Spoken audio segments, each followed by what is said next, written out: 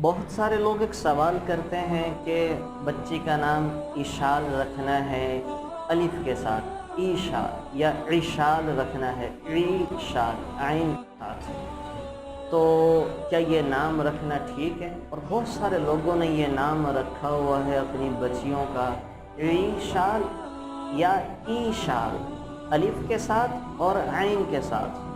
تو موٹی سی بات یاد رکھیں کہ عیشال و عین کے ساتھ ہو یا الف کے ساتھ ہو تو یہ عربی زبان کا لفظ نہیں ہے، اور یہ کوئی بامعنی یا صحیح نام نہیں ہے۔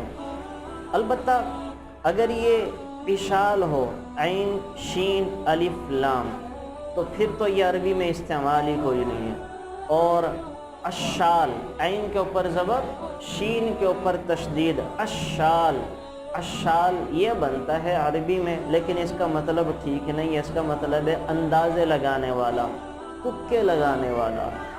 اور اگر آپ کہیں کہ ایشال رکھنا ہے، الف یا شین الف لام، ایشال، تو پھر عربی میں ایک مطلب ہے وشلا، اور وشلا کا مطلب ہوتا ہے کہ پانی کا کم ہو جانا، پانی کا کم ہو جانا، تو یہ مطلب بھی ٹھیک نہیں ہے۔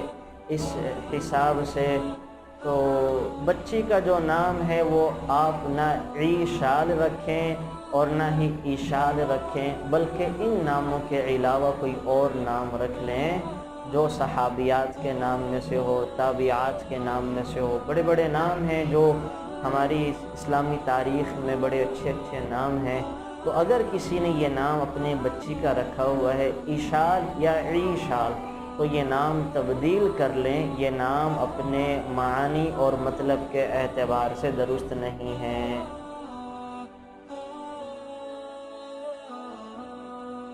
Thanks for watching.